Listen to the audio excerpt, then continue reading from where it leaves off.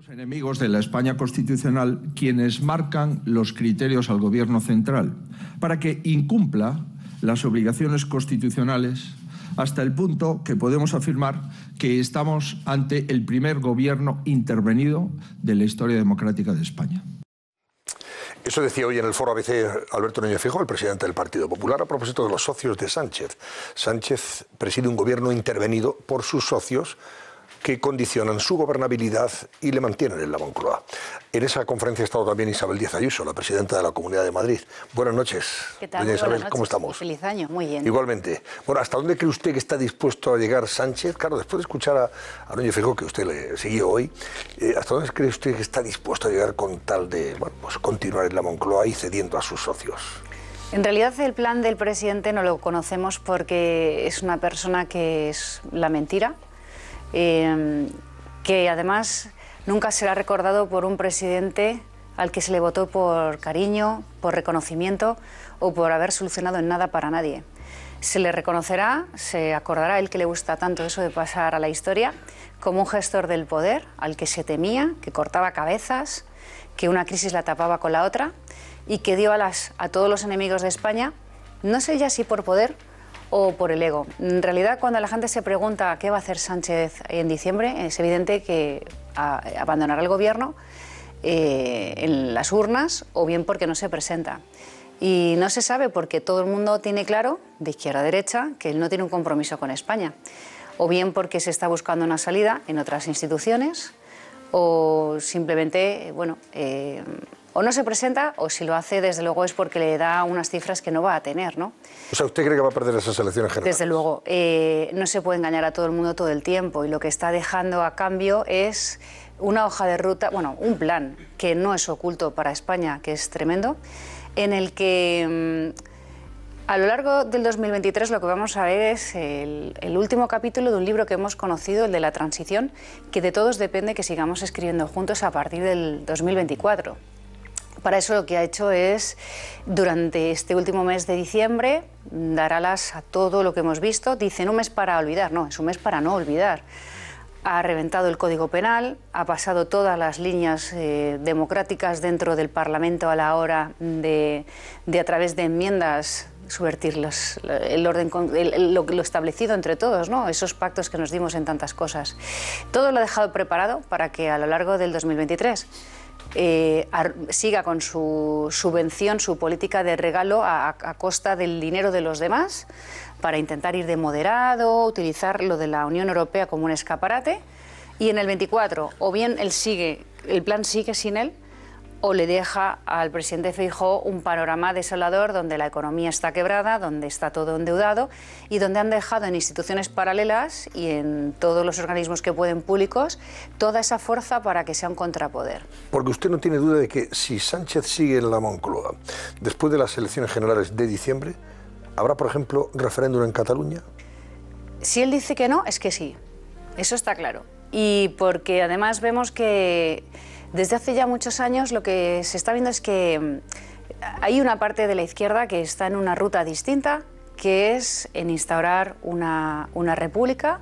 Por eso están atentando siempre y están siempre señalando a la corona, donde vayamos cada vez a un desde luego a un referéndum donde no se decidirá solo Cataluña, sino los países catalanes. Para eso el nacionalismo en la Comunidad Valenciana y en Baleares está caminando a grandísima velocidad, y donde veremos también cómo el País Vasco, no se sabe ni siquiera si con el señor Otegi al frente, ya pide la anexión de Navarra. Y por tanto, todo esto bajo las falsedades del derecho a decidir, ese falso derecho a decidir que no existe como tal, y esos falsos referéndum, lo que van a intentar es, desde luego, dar esta vuelta. Van a hacer, en paralelo, lo que están haciendo es cambiar, ir preparando el escenario para que en España haya un cambio territorial, un modelo político diferente. Cuando habla de modelo político diferente, ¿a qué se refiere? A esa república. En la que la corona, evidentemente, cada vez cuente menos. De hecho, es cada vez más frecuente en universidades y en otros muchos sitios promover esas falsas consultas ilegales para promover una sensación de necesidad de un cambio, ¿no? Monarquía o república, para enfrentarlo a todo. Y mientras esto lo hacen, lo que también ya desde hace muchas décadas buscan la erosión institucional y también ir poco a poco erosionando una gran institución fundamental como es la educación, para que las nuevas generaciones, sobre todo, ya no hayan crecido en la cultura del trabajo, del esfuerzo, de las causas comunes, de la voluntad. Y eso poco a poco, claro, va minando el ánimo de una sociedad, de un país que va creciendo en nóminas públicas, en desincentivo y en desgana. Entonces, mientras a la España de siempre, con ganas, la van erosionando, institucionalmente van con otro proyecto. ¿Y qué vemos hoy? No hace falta moverse del día de hoy. 4 de cada 10 jóvenes de la Unión Europea en paro están aquí, los españoles pagan un 52% más de presión fiscal, estamos endeudados y también somos el segundo país con menos natalidad, con peor natalidad de la Unión Europea, incendios forestales a la cabeza, el país no está gobernado, los problemas de los ciudadanos mucho menos. Y esto es, evidentemente, él no quiere seguir porque quiera España, es porque ha pretendido dar. Todo lo que estamos viendo yo creo que son favores devueltos de todos estos años y se han cumplido, se han materializado en estos presupuestos. Ahora, durante este año, querrá ir de moderado, utilizará la bandera de España, las instituciones, para pasar de puntillas con ello. Y a la vuelta en el 24, si siguiera este proyecto, que todavía ha provocado más Sánchez, llevarnos a un escenario que yo creo que no estamos para ver. De hecho, muchos inversores nos dicen que, como ven que las cosas van a cambiar, nos van a dar un voto de confianza, pero que de no ser así, entre lo que han hecho con el impuesto de patrimonio y lo que están viendo, dejarán este país.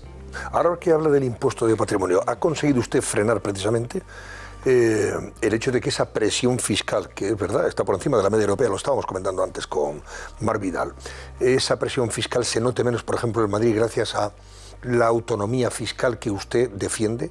Y que de menos impuestos, de bajada de impuestos, ¿lo está consiguiendo frenar o ha sido imposible?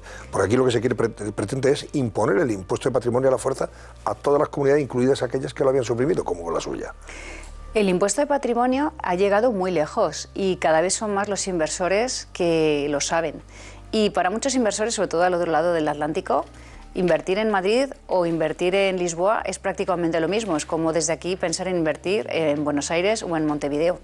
Entonces, es lo mismo en distancias y ha hecho mucho daño. Y hay muchas personas que nos dicen, voy a seguir invirtiendo en Madrid porque estáis vosotros, pero como siga este gobierno, me voy a Portugal. Sánchez está convirtiéndose en una máquina de expulsar capital a Portugal y a otros países porque el capital y la inversión es libre. Y esto que llaman del impuesto de los ricos y de solidaridad, que es una tomadura de pelo, se hizo en Argentina, se hizo en Francia. En Argentina, que además años atrás fue la economía más próspera, una de las más prósperas del planeta, están como están. Ese impuesto, cuando se puso en marcha, recaudó mucho menos y expulsó mucho patrimonio. Y el patrimonio no significa solo de ricos, sino significa puestos de trabajo y una economía que trae a su vez clientes para el taxi, que trae a personas que entran en los comercios, puestos de trabajo, y eso ahora mismo está en peligro. Pero sí que nos dicen que son conscientes de que Madrid es otra cosa, Madrid es éxito, y saben que es un lugar donde no solo hay una libertad absoluta, sino que también hay un respeto por la propiedad, por la seguridad jurídica y por muchas bajadas de impuestos. Desde que soy presidenta, cada madrileño se ha ahorrado en torno a los 6.700 millones, o sea, 6.700 euros. Y no significa solo pagar menos impuestos, se trata también de menos trabas y de seguridad jurídica, no tener impuestos propios. Somos la única región de España que no los tiene. Luego, además, hacemos muy accesibles servicios públicos también. Por ejemplo, los jóvenes mayores de 65 ya no pagan transporte en Madrid. Tenemos muchos beneficios, bonificaciones. Entonces, una cosa por otra hace que aún así venir a Madrid sea rentable, ¿no? Pero con esa carga del gobierno, con esos impuestos y con lo que ha intentado con el impuesto de patrimonio, que es confiscatorio, pero sobre todo atenta contra nuestra autonomía y busca hacer daño, sí. Nos han dado una oportunidad. Si Sánchez se va, cuando dicen, es que esto parece que siempre es una guerra, Ayuso Sánchez, no, es que si Sánchez sigue al frente del gobierno, la inversión va a empezar a salir despavorida de España y la oportunidad nos la han dado porque saben que es un gobierno efímero. Claro, eso es una guerra que le ha costado a usted algunas querellas, luego me va a contar. Sí. Hasta 22 creo que tiene, le han presentado, ¿no? Pero bueno, déjeme, Presidenta, que hagamos una pequeña pausa y seguimos, porque vale, nos quedan todavía muchos claro, más temas que abordar y comentar de cara, entre otros, a esas elecciones del día 28 de mayo. Hasta ahora mismo, no se vayan.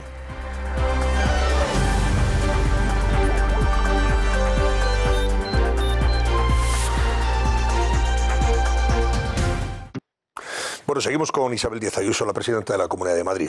A propósito, presidenta, de los hechos acaecidos en Brasil, esos bolsonaristas que invadieron y violentaron el Parlamento de Brasil, la sede de la presidencia, el Tribunal Supremo. Incluso se ha intentado hacer un paralelismo entre lo que ocurrió en Brasil y lo que hemos vivido en España en algunos momentos, sobre todo durante y después del 2017 con aquel referéndum ilegal en Cataluña y los sucesos que se han ido sucediendo posteriormente con hechos violentos, enfrentamientos, manifestaciones, ocupaciones de alguna consejería, ocupación del aeropuerto del Prat, etc., etc. Le pregunto, una vez de la sedición desaparecida en España, porque la ha suprimido el gobierno de Sánchez, estos hechos, ¿cómo se podrían catalogar en nuestro país si se dieran en esos términos? Bueno, en realidad, ahora mismo eso se podría producir sin ningún tipo de límites y además también se está modificando la Ley de Seguridad Ciudadana, lo que llamaba la ley Mordaza, porque claro, amordazaba al delincuente y ahora modificándose, pues muchos de estas algaradas encima no podrán contar con el uso legítimo de las fuerzas y cuerpos de seguridad de según qué herramientas, que además deberán ser identificados en una protesta de estas características, en fin. O sea, que les intenta amordazar precisamente a ellos estas leyes, ¿no? Esta modificación de las mismas. Entonces, no sé que si este es el escenario. Yo sí que he visto en España, y lo hemos vivido en la historia democrática reciente, que según la izquierda iba perdiendo el pulso de la calle y iban perdiendo en las urnas y se iba acercando el final de etapas, así nació Podemos. Nos hemos encontrado con que se adueñan de todo lo público, también la calle, las universidades, los servicios públicos como tal, y nos llevan a situaciones de gran tensión. Esto está en todas partes y yo creo que las democracias liberales es sorprendente, pero tenemos mucho en común. No solo ocurre aquí en España, ocurre en todos los rincones del mundo, especialmente a los dos lados del Atlántico, y suelen ser movimientos que lo que intentan es desestabilizar. Y en el caso de Brasil es diferente, pero también es desestabilizar y, por supuesto, yo estoy en contra siempre de esto, ¿no? De hecho, muchos de los que han condenado esto que ha pasado en Brasil, en su día, en el 2016, están participando en protestas como la de rodear el Congreso para impedir la investidura de Mariano Rajoy como presidente del gobierno, porque lo consideraron legítimo aquel triunfo electoral y degeneró en un enfrentamiento brutal y muy violento con la policía, con detenidos. Los que hoy condenan lo de los ultraderechistas, bolsonaristas, etcétera, etcétera, en su día estaban haciendo prácticamente lo mismo o querían hacer lo mismo que estos en Brasil, pero aquí en España y frente al Congreso de los Diputados. Claro, es que no vale lo de los míos y los tuyos. Los mismos hechos son igual de graves cuando son lo mismo y se tienen que condenar de la misma manera. Intentar amordazar un Parlamento, lo que hemos vivido en España, especialmente en Cataluña, no tiene precedentes, no se debería olvidar, no se puede condonar, como va a ocurrir, sienta un gravísimo precedente y volveremos a vivir situaciones de las mismas características si no volvemos otra vez a recuperar estos delitos.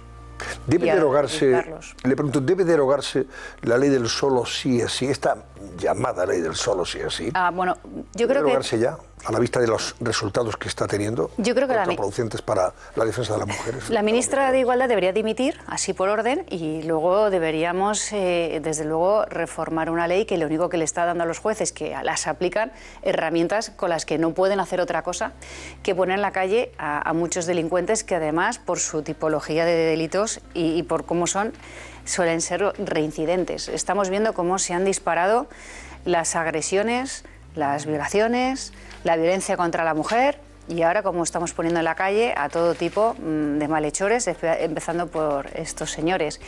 Luego es que este gobierno no arregla nada, no soluciona nada y este ministerio está siendo un fracaso, lo ha sido siempre. Además se ha visto en estos días que las políticas que ha destinado y el dinero que se ha dejado ha sido para meterse en debates estériles, inútiles, ridículos, que no ha hecho más que empeorar, yo creo, que incluso las cosas. Buscan muchas veces la división entre el hombre y la mujer, lo público, lo privado, la empresa con los ciudadanos, el trabajador con el empresario, el campo con la ciudad, el pasado con el futuro, las tradiciones con todo el rato lo tensionan todo. Bueno, yo creo que esta ley, desde luego, tiene que ser eliminada y además, oye, ¿qué le costaba aumentar las penas para los delincuentes? No era tan difícil. Es que eso es lo que ha pasado ahí, para mí lo más grave, que fue un pulso. Este gobierno, que es tan autoritario, piensa que está por encima de los propios jueces y pensó, porque estaban advertidos de lo que esto iba a suceder, lo que iba a provocar. Y yo creo que dijeron, yo soy más fuerte, yo estoy aquí por encima de todo, igual que subo impuestos a demanda, modifico penas a demanda, saco a quien me da la gana de donde quiero, los míos quedan todos fuera y los demás, oye, hay que ver por ejemplo el caso de Griñán con el caso de Zaplana, esto es increíble, pero esto es así, un señor que estuvo en prisión sin juicio casi 10 meses, con un cáncer también, en una situación muy complicada. Sí, sí. Pues como se creen por encima de todo, pensarían, los jueces, pues seguro que pensaron, los jueces van a hacer lo que yo les diga. Entonces, les advirtieron, pero como ellos están por encima de todo, por encima de la ley, por encima de la justicia, pensaron que esto iba a poder salirles bien, y no. Y era tan fácil como haber aumentado las penas para los delincuentes. ¿Qué leyes cree usted que ha pues aprobado este gobierno debería derogar Alberto Núñez Feijóo si llega a la Moncloa? Bueno, todas las que tienen sesgo ideológico y que se han aprobado sin ningún tipo de debate y que causan conmoción, desde luego. Fíjate que, por ejemplo, durante otras épocas de nuestra historia democrática reciente, cuando se han modificado leyes como, por ejemplo, la del aborto, había una gran controversia, mucha transparencia en el debate público y en ocasiones, incluso cuando no había un consenso, se retiraba, ni siquiera se llegaba. Ahora ya, en una enmienda por la espalda, de noche, cuando nadie se ha enterado, en vacaciones, han intentado mover leyes de este tipo, todo tipo de, bueno, las leyes educativas, tanto la ley CELA como la ley que modifica las universidades para que puedan ponerse al frente de las propias personas que ni siquiera han llegado a categoría de la máxima autoridad académica, que es un catedrático, esa también, desde luego. O sea, habría que empezar a modificar todas las leyes que crean una profunda división social y todas aquellas que se han hecho sin ningún tipo de consenso. No digamos la de patrimonio. La de patrimonio que lastra la economía en Madrid se ha aprobado a través de una enmienda emboscada en otra ley. Por tanto, no ha podido tener una contestación con unos balances económicos, con unos informes, y no admiten, por tanto, que haya una contestación. Al ser una enmienda, nadie lo puede volver a enmendar, con lo cual no existe el debate. Pues todas las leyes, es desde el periodo de Sánchez, ver todo aquello que se ha impuesto de manera lesiva, pues todo eso tiene que ser modificado. Y por supuesto, la ley que llaman la vergüenza de ley de historia democrática, pactada con ETA, con el brazo político de ETA, para reescribir desde la transición la historia reciente de España y el mayor éxito colectivo que nos dimos como país, que fue esa transición. Todo desde el comienzo, yo creo, de Sánchez, casi todo lo que sea negativo. Oye, creo que ha habido una, no sé si ha sido de nómadas digitales, el otro día escuché que por fin habían encontrado una que no parecía que era negativa, que es la única ley, de ser así, de todas las que se han aprobado, que es sobre todo para nómadas digitales, ya que ahora trabajamos a través mucho más con videoconferencias, etcétera, pues para facilitar movilidad. Pero tengo que verlo bien. Creo que ha sido lo único que he oído. Desde entonces hasta aquí todo ha sido una cadena de despropósitos. Le pregunto por las elecciones, 28 de mayo, la cita ineludible con las urnas. Ayer decía Narciso Michavila, aquí en este programa, presidente de GAS3, que usted estaba al borde de la mayoría absoluta. Vamos a recordarlo. Mañana tenemos aquí a Isabel Díaz Ayuso, por cierto, será nuestra invitada, pues en el plato del Cascabel. Ahora que no nos oye nadie, le puedes dar una alegría. ¿Sí? Las propias encuestas de Tezanos, cuando las analizas de verdad, no tiene nada que ver con lo que Tezano está diciendo. O sea, que podría ganar hasta por mayoría absoluta. Bueno, eso lo tiene complicado, pero mejorar de 65 escaños, pues es difícil. Lo dice... O sea, se quedaría casi al borde de la mayoría absoluta, según la previsión que hace Narciso Michavila. ¿Qué va a hacer usted de aquí hasta esas elecciones? ¿Cómo quiere mantener esa pulsión desde el punto de vista electoral e incluso intentar abordar la mayoría? A ver, esto es una presión horrible y creo que al final... Porque se teme lo peor, ¿o qué? No, porque al final no viviría. Y entonces, mira, yo cuando me nombraron candidata tenía en torno a los 22 escaños. Después en las elecciones llegué a los 30 y las últimas elecciones 65. Y nunca me he preocupado de hacer nada más que las cosas bien. Y por supuesto con sus errores, pero sobre todo pensando en qué tenemos delante. Y tenemos un lugar como la Comunidad de Madrid, que es un motor de oportunidades, que es éxito, que es convivencia, que es prosperidad, que está más de moda que nunca. Es impresionante cómo se habla de Madrid fuera de nuestras fronteras, la ilusión que se vive en las calles, las ganas de emprender, de abrir negocios, de traer proyectos culturales, gastronómicos, deportivos. Entonces, el momento que está viviendo Madrid y lo importante y el papel que tiene Madrid en España y cómo se ha convertido en un contrapeso de políticas, todo lo que hemos hablado negativo está anulado. Y todo lo contrario es nuestro gobierno en Madrid, de libertad, de prosperidad, de respeto a la empresa, a la libertad de las familias para elegir el colegio, la educación que quieren, el poder vivir en convivencia, el poder construir. Nuestra política, todo lo que estamos haciendo es muy diferente. Eso es a mí lo que me mueve. Me mueve hasta mayo, pues propuestas. Igual que hemos puesto un área única que permite la libertad para que todo el mundo elija cómo quiere la educación de sus hijos o dónde ser atendido en la mejor sanidad pública de España y una de las mejores de Europa, que cuando hablas de la sanidad fuera te das cuenta de lo injustos que somos con el sistema que nos hemos dado y lo que tenemos, pues eso mismo lo quiero trasladar ahora a los servicios sociales. Por ejemplo, lo que queremos hacer en estos meses, entre todas las propuestas, es hablar mucho de la familia, hablar mucho de la soledad, hablar mucho de los problemas que tenemos todos, especialmente mayores, y queremos para ellos, por ejemplo, esa misma libertad llevarla al modo de las residencias, de manera que cuando una persona ya necesita, después de ser valorada, ir a una residencia, que elija qué residencia para empezar o si prefiere quedarse en su casa y ser atendido con un cheque que pueda permitir ser atendido en su casa, porque muchas personas mayores no quieren dejarla, lo único que se ven obligados porque no tienen quien les ayude y necesitan una ayuda extraordinaria. Pues vamos a dar en Madrid, vamos a buscar esa libertad también para eso, ayudarles con la salud bucodental, porque me consta que hay muchas personas sobre todo sin recursos y sobre todo algunos mayores, que tienen problemas de dentición que son necesario corregir. Vamos a hacer muchas políticas, sobre todo en familia. Este fin de semana tenemos una convención del Partido Popular de Madrid y lo que vamos a hablar sobre todo es del problema de la maternidad y la paternidad, pero sobre todo del problema de la mujer como madre, que está siendo muy acosada por muchas leyes y muy abandonada, y eso está provocando todos los problemas a continuación que tenemos de natalidad. La familia en España, date cuenta que la familia nuestra es otra cosa. En otras culturas, en cuanto tienes 17, 18 años, ya se rompen los vínculos. Los mayores, en cuanto se jubilan, se van a otras zonas a vivir, venden todo lo que tienen y empiezan una nueva vida. Los abuelos en España, después de toda una vida trabajando, la pensión sirve, la dan entera para ayudar a sus nietos y a sus hijos. Las unidades antes eran muy grandes. En la educación participamos todos, los tíos, los abuelos, la tata, muchos más hermanos, primos, había familias más grandes. Ahora estamos mucho más solos. Tenemos problemas de soledad, de adicciones, de anorexias, de bulimias entre según qué edades. O sea, nos tenemos que cuidar mucho más entre todos nosotros, entonces todo eso lo queremos incorporar en el programa y luego medidas, siendo conscientes de la situación que va a tener Madrid 10-15 años, yo siempre miro hacia adelante, para empresas, digitalización. Todo eso es lo que estoy haciendo, en lo que estoy pensando y ya lo de la encuesta, yo creo que donde hay mucho que hacer es en el terreno municipal, más que en el autonómico.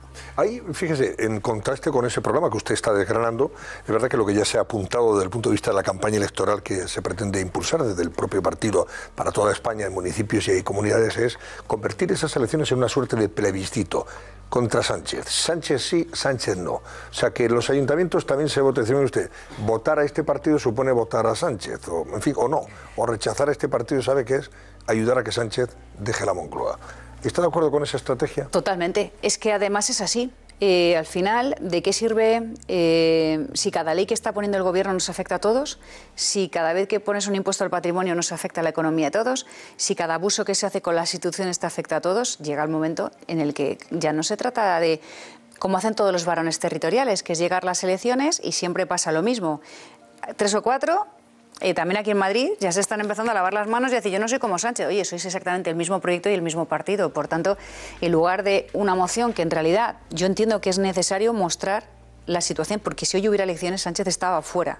Entonces, pensar que tenemos que aguantar todavía un tiempo, pues se hace complicado. Pero mientras eso no llega, por supuesto, toda la sociedad tiene que hablar y se tiene que unir, pero luego todos tenemos que ir a votar y cambiar las cosas cada uno en su ayuntamiento, porque si no, es donde empieza el primer escalón para el cambio. Y todo el mundo es todo el mundo. Yo oigo a muchos profesores universitarios que están hartos de no tener libertad para expresarse en sus universidades. Médicos, la inmensa mayoría del sector sanitario no está de acuerdo ni con estas huelgas que se hacen, ni cómo se hacen. ¿Que hay que mejorar la situación de la sanidad? vamos, desde luego, y no solo en España, tenemos un problema de longevidad y un problema de un sistema que tenemos que saber reforzar. Pero la gente muchas veces se ha estado callando y durante todos estos años ha habido motivos no para manifestaciones, para no parar de hacer manifestaciones. Pero no se trata de eso, se trata de cambiar las cosas y de no olvidarlo, ¿no? Y por eso es el momento en estas elecciones. Bueno, pues no se vaya, no se retire, vamos a seguir con la entrevista. Isabel Díaz Ayuso, presidenta de la Comunidad de Madrid, pero antes tenemos que hacer una pequeña pausa. No sin antes preguntarle a Irene Sanz cómo va ahora mismo el barómetro, la pregunta que hemos lanzado esta noche para que participen nuestros espectadores. Pues Antonio, hoy en la web de 13 recordamos que preguntábamos por esa reforma de la malversación, si creen los espectadores que va a beneficiar a políticos corruptos, y a esta hora de la noche va ganando el sí, es decir, que esa reforma sí que va a beneficiar a los corruptos. Pero ya saben que pueden seguir votando, como siempre, en nuestra web, en 13tv.es. Este tipo de coaliciones creo que son malas para el país. Y las coaliciones entre el PP y Vox, si se pueden evitar, y yo desde luego intentaré hacerlo, las evitaré.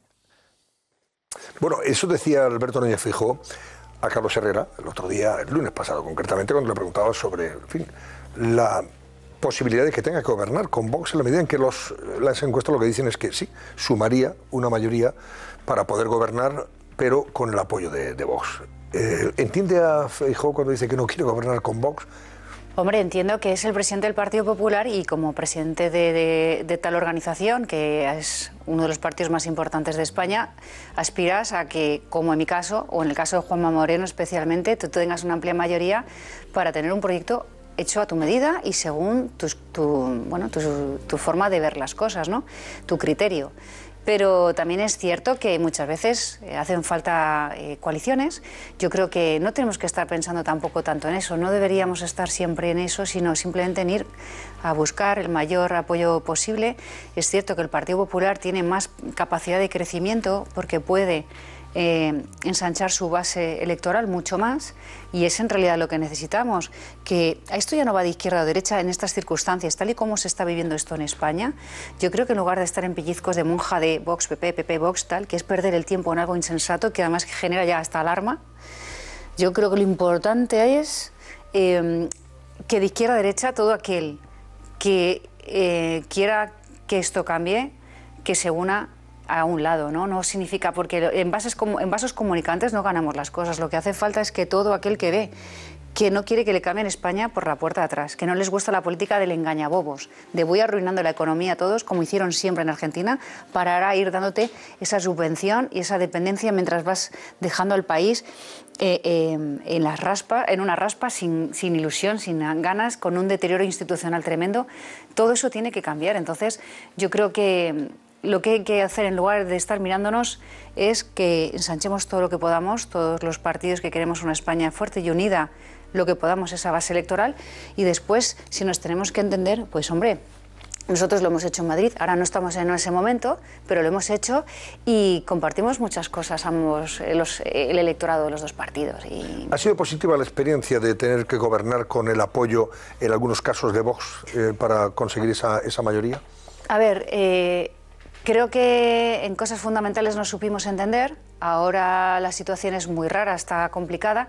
Yo sí que quisiera tener una mayoría. Por el tema de los presupuestos, ¿no? Claro, yo querría por la cercanía de las elecciones. Yo querría tener una mayoría más amplia porque he tenido muchas dificultades, por ejemplo, para sacar adelante leyes que me hubieran permitido agilizar trámites para construir más vivienda. He tenido muchos problemas, mucha burocracia para sacar leyes que eran fundamentales, como la de farmacia, para permitir que las farmacias puedan ir a las casas y que la gente con movilidad reducida pueda tener un acceso a las mismas.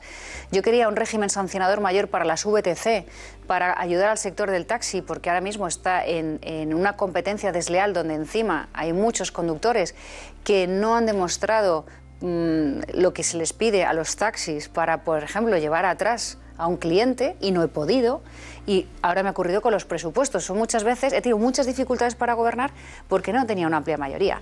Entonces, claro, uno aspira a tenerla, pero vamos, que en nuestro caso, pues yo creo que no hay que estar en más problemas de estos. Yo creo que lo que necesitan los ciudadanos, yo intento ponerme en su lugar, es tranquilidad, serenidad y sobre todo mucha ilusión, ¿no? Porque yo creo que la izquierda lo que quiere es vender como que viene el blanco y negro, otra vez el Doberman, y que la derecha sea enfado, hablar siempre del pasado. Quieren vendernos eso porque la gente no va a ir a votar en positivo a Sánchez jamás. Y yo creo que es todo lo contrario. O sea, se les tiene que hacer a ellos largo, no a los demás. Los que queremos un cambio, yo creo que ahora en el año 2023 lo que tenemos que hacer es ir con ilusión a hablar, ir a los medios, convencer, ir aunando, porque además con cada vez más ciudadanos que de lado a lado lo que quieren es prosperidad y que quieren España, que no les gusta esto, que no les gusta que los independentistas se queden con las ganas y con el dinero de todos. Que el privilegio que hay con la economía vasca siga solamente para ensoñaciones nacionalistas y para tratar a los ciudadanos de primera y de segunda. Que la expulsión de los españoles y de lo español del resto de las comunidades autónomas que están ahora mismo viéndose fagocitadas por el independentismo catalán, como en Baleares o en la Comunidad Valenciana, pues también eso se acabe. Es que los españoles, eso de que te cambien el país sin avisar, de esa manera desleal, que dejemos las generaciones futuras endeudadas, que esté todo empantanado con esos odios, no nos lo merecemos ninguno. Esto tiene que acabar ya. Entonces, ¿qué hacemos? Pues mirar para adelante y bueno, y entendernos. Yo, desde luego, con Vox en muchas ocasiones lo he hecho y yo ahora no estoy en eso. O sea, yo entiendo que lo de los presupuestos no tiene un pase, se han equivocado, pero ya está. Ya me encargaré de solucionar esto como se pueda y desde luego pedir un apoyo para que no me pase más. Vamos a ver, Fernando Jauregui, que quiere preguntarle también. Buenas noches, presidenta, ¿cómo está? Muy buenas. Bueno, le voy a preguntar un poco por la situación en el interior del propio Partido Popular, que es algo que no hemos tocado todavía. El presidente Núñez Feijóo ha incorporado al partido a militantes como Borja Samper, que estaba retirado de la política ya, como Íñigo de la Serna. Ahora se habla de incorporar a gente de Ciudadanos. Por cierto, aprovecho para preguntarle qué va a pasar con toda la organización de Ciudadanos en Madrid. Y bueno, yo lo que me he encontrado, me permití opinar que a mí me parecía bien el nombramiento de Borja Samper, me parecía esa línea que seguía él de moderación y tal, me parecía bien. Y he recibido muchísimas críticas procedentes del Partido Popular diciendo que así no se ganan las elecciones y que a quien le parece bien la designación de Borja Samper, de Íñigo de la Serna y otras gentes así de ese estilo, lo que son enemigos del PP. Yo es que no soy enemigo del PP, a mí me parece bien lo de Borja Samper. Dicen que así no se ganan las elecciones. Con esa línea de moderación no se ganan las elecciones. ¿Usted qué opina, presidenta? Bueno, a ver, qué sé yo, cada uno tiene su librillo, ¿no? Pero yo creo que no se trata de eso, en este caso, tanto de los nombres, sino para qué proponemos, ¿no? Entonces, esto es algo que es interesante en los medios durante los primeros días y de cara adentro, pero a los ciudadanos les dicen, pues muy bien, ¿y ahora? Y entonces, ahora lo importante es, ¿qué hacemos? Y yo creo que ahora lo importante es ser realmente útiles. Ser realmente útiles es ser conscientes del momento trascendental que estamos viviendo todos, que esto va a depender de todos. Cuando antes decían, ¿qué va a hacer Feijóo? Lo que haga Feijóo es clave, desde luego que lo es. Pero que lo que hagamos todos los demás es absolutamente necesario también. Por tanto, ¿qué vamos a hacer hasta que lleguen las elecciones de mayo, que son las primeras para que ya se dé cuenta el proyecto de Sánchez, que esto no puede seguir así, que esto está acabado, que la gente está harta de ver en televisión que mientras yo estoy pagando impuestos, unos tipos que han cometido graves delitos están en su casa, que mientras yo estoy pagando multas, estoy aguantando no sé qué, que no llego a fin de mes, los autónomos asfixiados, los empresarios hartos, en lugar de estar ayudando a la España que levanta esto, están a destrozarlo todo y a endeudarlo eternamente. O sea, todo esto lo que tiene que hacer es simplemente ponernos en orden, ser serios, que el Partido Popular sí ha hecho unas renovaciones para eso, y ponernos a trabajar y arreglar esto de una vez y hablar claro. Y yo ahí, lo del debate de la moderación, no moderación, me parece bien y solo faltaba, porque hay que unirse entre todos. Pero hay que dar todas las batallas. Yo no dejo una batalla sin dar. Y a mí esto me ha a veces causado muchos problemas, porque es tan totalitario lo que se propone, arrinconan tanto a la mayoría en manos de minorías que cuando se empequeñece se embrutecen, que o aquí hablas claro y pones las cosas en orden o te comen. A mí y a cualquiera. Y cuando ya uno no puede hablar usando según qué palabras, no puede escuchar según qué música, según qué actores están señalados por hablar o no hablar, presentadores de televisión por lo que dicen o lo que no dicen, oye ya. Entonces, ¿Qué es la moderación? Si es querer entenderse con el que piensa distinto, entender que el fin no justifica los medios, eso es el liberalismo puro a la española, a mí me representa totalmente. Pero no me callo y no dejo una batalla sin dar mientras estén de esa manera unilateral imponiendo un modelo de España que nadie ha votado en unas urnas, y a todos los que pensamos de manera, a mi juicio, bastante normal, se nos intenta expulsar de la vida política, mediática. Ahí yo creo que eso no sé, a mí nos podrán poner ahí de extremos, bueno, pero son 4 y son ellos los que se comportan de esa manera. José Francisco Serrano, pregunta. Muy buenas noches, presidenta. A mí me encanta este tono del discurso, sobre todo la preocupación por las políticas sociales, no solo por las políticas económicas. Esa preocupación por las políticas sociales yo creo que distingue a la Comunidad de Madrid como un ámbito de libertad respecto al marco del resto de las comunidades autónomas españolas. ¿Esto no la diferencia respecto a otros discursos de otros líderes del Partido Popular? ¿Esto es una sensibilidad suya personal? ¿Es algo de la marca Madrid? ¿Es algo que usted quiere y puede llevar al Partido Popular? Y también, en este sentido, me gustaría preguntarle por las políticas educativas. Es decir, ¿qué pasos en el ámbito de la educación va a proponer en la Comunidad de Madrid? A ver, yo soy consciente de que Madrid es región capital y como motor económico de España, aquí la economía es clave.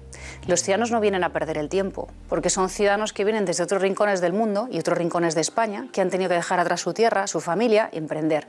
Entonces, el carácter del que viene a Madrid, si es madrileño desde el primer día, siempre lo digo, es una forma de vida. Si es madrileño del Perú, madrileño de Jaén, madrileño de Albania, y si es desde el primer día, es el del empuje, el de la fortaleza, el del trabajo, el de la prosperidad. Todos los ciudadanos en Fuenlabrada, en Alcobendas, donde estaremos mañana, en cualquier rincón de la Comunidad de Madrid, quiere tener su taller o su gran empresa, quiere trabajar, quiere prosperar. La economía es clave en Madrid. No somos una economía subvencionada, no somos una economía de brazos cruzados y, por tanto, aquí hay poco tiempo y hay mucha pelea.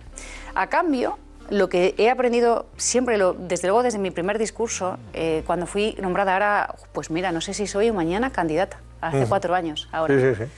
Cuando fui nombrada candidata tuve siempre claro, como madrileña, que soy de nacimiento, donde siempre me he movido y he trabajado, que hay muchos problemas también, ¿no? Que no es una comunidad de ricos o solo de ricos, es una comunidad que aspira al éxito, a la riqueza, a la prosperidad, pero que tiene muchas personas que se pueden y se quedan por el camino, y ahí es cuando entra en juego unos servicios públicos que son de la máxima calidad, y no hay más que preguntar a los mejores jueces, que son los extranjeros o los turistas, y Madrid da muchas garantías.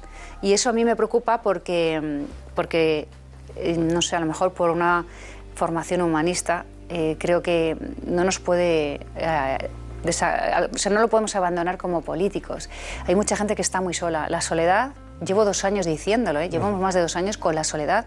Es una gran pandemia que afecta desde niños a mayores, familias pequeñas, niños solos, que están siempre presos de unos usos desmedidos de adicciones, de tecnologías, de drogas, de un consumo. Lo que está pasando con las agresiones sexuales entre los menores vienen por un consumo indebido de según qué contenidos a unas edades que antes nosotros afortunadamente no teníamos, ¿no? Me doy cuenta de que hay muchas mujeres solas. Las personas mayores están muy solas. Lo están normalmente porque los hijos, los nietos vuelan de casa y hacen sus vidas, pero también porque cada vez vivimos más tiempo, afortunadamente, y ves Madrid lleno, sobre todo, de hombres y mujeres, especialmente mujeres solas, que es verdad que muchas se reúnen. Me gusta mucho verlas en Madrid en cafeterías, mujeres muy mayores, de 80, 90, con sus amigas a primera hora, con sus cafés. Me encanta la vida esa que tienen en Madrid de hacer cosas, pero luego va pasando el día y uno está solo.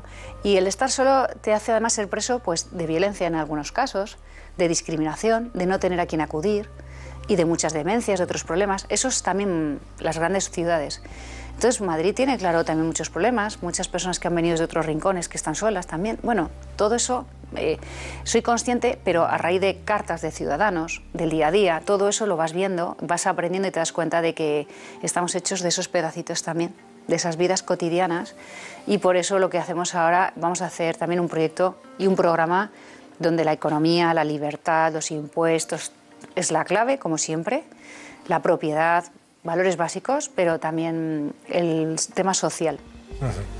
Las mujeres, las madres, bueno, la familia, eso todo me importa mucho. Y las personas, por supuesto, que tienen dificultades. Desde el punto de vista de la educación, preguntaba José Francisco, muy brevemente, porque y la educación, estamos agotando ya el tiempo. Pues vamos a seguir aplicando, bueno, vamos a una parte de la digitalización, pero yo no quiero que en según qué etapas se entre, sobre todo en la primaria. Lo que quiero, sobre todo, es fomentar la lectura, el esfuerzo. Vamos a estar con recursos y peleando mucho para que los contenidos ideológicos en los libros, que en parte nos han obligado en un porcentaje, bueno, pues no tengan que ser obligatorios en las aulas y le dan más autonomía a los profesores. En definitiva, vamos a poner mecanismos para evitar que se siga ideologizando o intentándolo. Eso si se deroga, por ejemplo, la ley de educación de la señora Celaá, todo eso se evitaría, me imagino. Claro, porque empezaríamos desde cero con los contenidos curriculares. Nosotros ya hemos podido hacer dentro de nuestra parte, retomar, por ejemplo, el orden cronológico de la historia, hemos quitado la perspectiva de género de las matemáticas, hemos recuperado los océanos, hemos recuperado capitales, fechas clave de la historia, pero hay parte del contenido ideológico que está en los libros, que lo imponen desde el gobierno, desde el ministerio, y ahí lo tenemos. Todo esto nos gustaría revertirlo.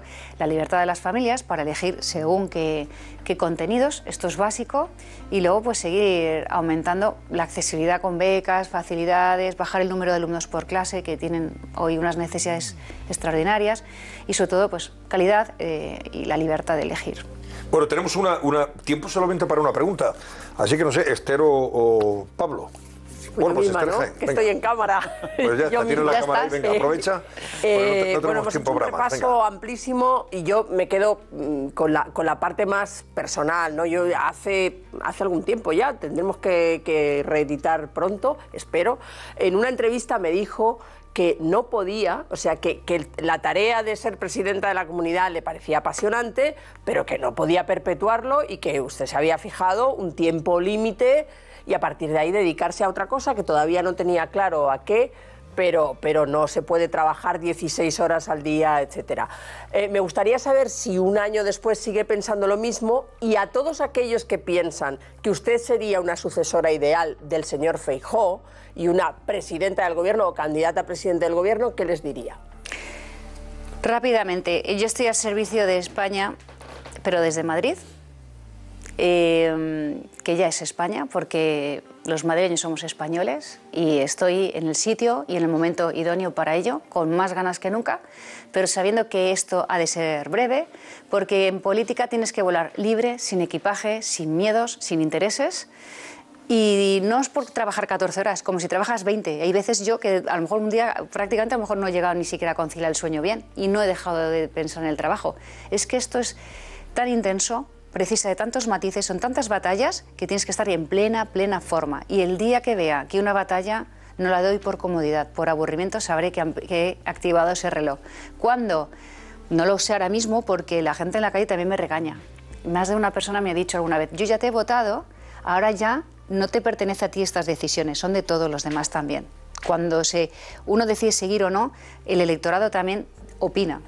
Y entonces ahí es cuando te das cuenta de que no puedo perder el tiempo en aquí, ahora, mis zapatos. Yo solo sé que tenemos ahora un proyecto apasionante en Madrid, que tal y como están las cosas, todavía Madrid es un lugar de contrapesos más importante todavía, que lo tenemos que cuidar y estar ahí. Pero desde luego en política hay que saber estar el tiempo determinado, el justo, para que el tiempo no te deteriore. Bueno, pues vamos a concluir, Presidenta. Lo vamos a hacer, por cierto, Irene Sanz, con un reconocimiento que le llega a Isabel Díaz Ayuso de más allá del Atlántico, o sea, al otro lado del Atlántico, mejor dicho, en una querida tierra como es la Argentina, y de un periódico, por cierto, muy prestigioso en ese país. Sí, además, Antonio, a Argentina se ha referido Isabel Díaz Ayuso varias veces durante esta entrevista. Hablamos de este reportaje junto a Lula da Silva, el rey Carlos III, también la presidenta de Taiwán, el jefe de las Fuerzas Armadas de Ucrania o el conservador estadounidense Ron DeSantis. Así retrata el periódico argentino La Nación a Isabel Díaz Ayuso como una de las 10 figuras de la política mundial que podrían definir el rumbo de 2023. Ayuso es, según La Nación, según este medio argentino, una de las personalidades que hay que tener en cuenta por su papel en el Partido Popular en un año en el que Alberto Núñez Feijóo podría convertirse, dice este medio, en el nuevo inquilino de la Moncloa. El diario recuerda que Ayuso es conocida en Argentina sobre todo por sus críticas al peronismo y recalca que la posible victoria de Ayuso en Madrid en mayo podría ser el trampolín de Feijóo a la presidencia del gobierno. Antonio. Bueno, pues me imagino que esto a Cristina Fernández Kirchner no le habrá gustado mucho. Bueno, si no le ha gustado me alegro, porque en realidad están muy acostumbrados a que nadie les diga nada y que no se les pueda ni siquiera cuestionar un poco cuando las cifras hablan solas. No son un poco los argentinos que me dicen lo de venimos del futuro, háganos caso, o nosotros pensamos que no podíamos ir a peor, y vaya si se puede ir a peor. A mí me alegra sobre todo por dos cosas. Una, porque esto es, oye, lo ven por todo el mundo y dicen Madrid, pues más Madrid. Yo siempre estoy pensando en que la gente tenga más ganas de venir aquí, de invertir, de conocernos, y ahora que está tan de moda, más que nunca yo creo, hace mucho que no se vivía algo así, si esto sirve para abrir nuestras puertas, pues fantástico. Pero también porque me he dado cuenta que a los dos lados del Atlántico nuestro proyecto más importante es que somos 600 millones de personas que somos lo mismo, que compartimos un mismo idioma, una misma cultura, que cuando aquí hay un argentino, un chileno, un colombiano, somos lo mismo, que cuando nosotros vamos allí y cuando hemos emigrado, ni te cuento, hemos sido lo mismo.